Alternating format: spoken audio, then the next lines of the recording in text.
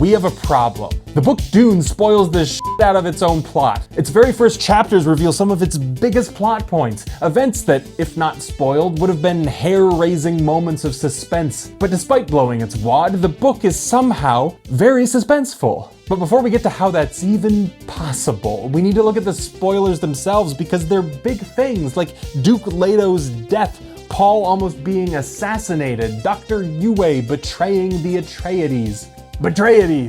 All of these events are confirmed through dialogue, chapters before they actually occur. But it doesn't stop there. The book isn't satisfied with spoiling just through dialogue. It uses 3 other methods of storytelling to continue its onslaught of spoilers. Paul's prescient visions give cryptic but accurate descriptions of important future events. If you've ever read the book, you know that it also uses weird, omniscient narration to tell its readers exactly what each character is thinking. This insight into characters' minds in real time all but destroys the possibility that they later behave in ways that are surprising to us.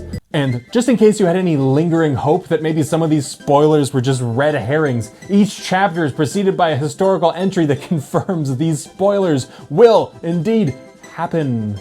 These kinds of spoilers are so against modern audience expectations that it was one of the first things the new movie adaptation removed. On the surface, it seems like such a self-defeating way to tell a story that you might think it was somehow a mistake. But if you get one takeaway from this video about Dune's author, Frank Herbert, it's that he seems to really enjoy doing things deliberately. This, of course, was done deliberately. Well, this was done deliberately, and I did that deliberately. Deliberately? Probably deliberately. So. Yeah, I built these things in there deliberately. But that isn't even the crazy part, because despite cutting the legs out of its own narrative tension, the book is still somehow suspenseful. But how? This is particularly odd given that a lot of modern media defines suspense as the question of what will happen next. Throw a dart at any streaming service and you'll hit a show whose entire point is to gradually reveal the kinds of major plot points Dune prematurely ejaculates. But what if I told you that Dune didn't prematurely ejaculate? That it ejaculated at the precisely intended moment? The novel Dune does the impossible. It spoils its story and crafts suspense by using 2 key methods. The first is understanding that keeping the audience out of the loop isn't the only means of creating suspense. In fact, the director Alfred Hitchcock, one of Hollywood's first masters of suspense, didn't even view that definition of suspense as suspense.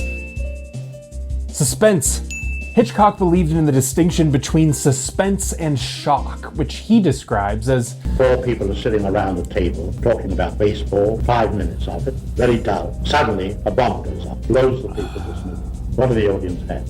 10 seconds of shock. Now take the same scene and tell the audience there's a bomb under that table and will go off in 5 minutes. Well, the whole emotion of the audience is totally different because you've given them that information. Now the conversation about baseball becomes very vital because they're saying to you, don't be ridiculous, stop talking about baseball, there's a bomb under there. You've got the audience working. By warning his audience of the many different bombs under different tables on different planets, Herbert replaces 10 seconds of shock with hundreds of pages of suspense. But front-loading his book with spoilers might have served an ulterior motive for Herbert. During his long, difficult quest to publish Dune, his editors repeatedly criticized that his novel, particularly its beginning, was too f***ing confusing, badgering him with notes like, quote, "Nobody can seem to get through the first 100 pages without being confused and irritated." I can't imagine what they thought of God Emperor. I'm fully projecting here, but these spoilers about the trajectory of the plot might have served a second purpose. They might have given Herbert's editors enough clarity to get through the confusing talk of Gom Jabars and Kwisatz Haderachs.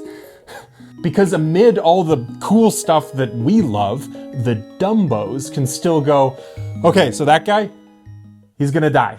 But none of these explanations tap into why spoiling future events is a particularly brilliant storytelling technique for this particularly weird-ass novel that I love very much. Because even if you're annoyed by the spoilers, like I was when I first read the book, remember that Paul Atreides is a character who is haunted by the knowledge of future events. His prescience is not a neat little superpower. In fact, its depiction as something horrible was a big motivation for Herbert to write the novel in the first place, referring to the weight Paul carries as the, quote, tension of prognostication, Yeah. prediction. You know, when you talk to the average individual and he says, oh, God, if I could only know everything that's going to happen tomorrow, wouldn't that be wonderful? And he doesn't really want to know everything that's going to happen tomorrow. Because this is precisely what I do to Paul.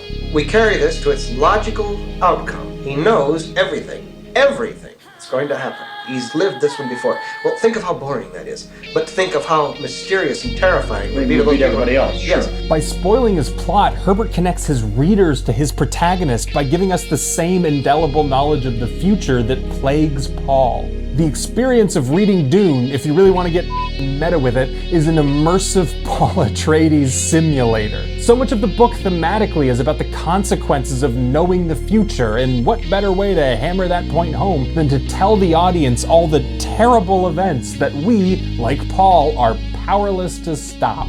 But breaking through the big stupid analysis, it's a really cool thing. And I have no way of knowing whether this immersive experience was Herbert's intent, but I'm inclined to think that it was, because after all... Yeah, I built these things in there deliberately.